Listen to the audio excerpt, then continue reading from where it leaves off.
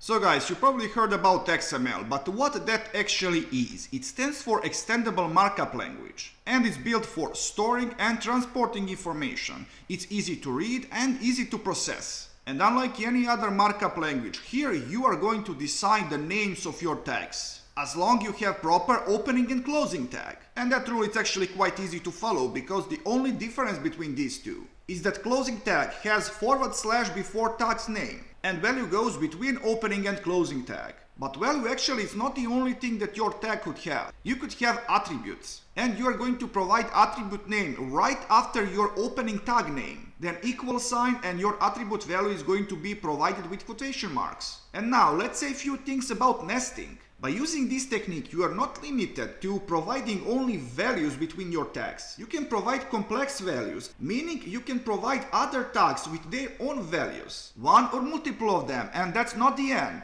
Check this out. Now we have two tags, person with name embedded, and these both tags are embedded in tag group, and group in this case it's what you would call a root tag.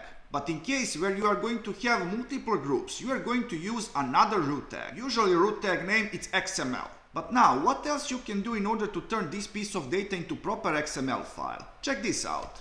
Now atop of this XML we have our defining tag. And what this tag actually contains version and encoding.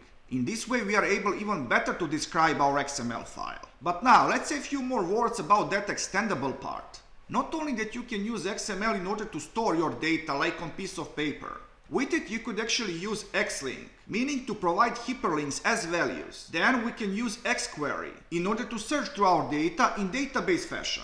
Also we can use xslt if we want to turn our XML into web page. And of course we can treat our XML with XPath, like in case of HTML. And I don't believe that I have to mention that XML is used for Android design and resources files and for JavaFX. And we can use XML for many other things, as long it's well formatted. But actually what well formatted means that we need to follow these 5 rules. Document must have a root element, elements must have a closing tag, tags are key sensitive, elements must be properly nested, attribute values must be quoted.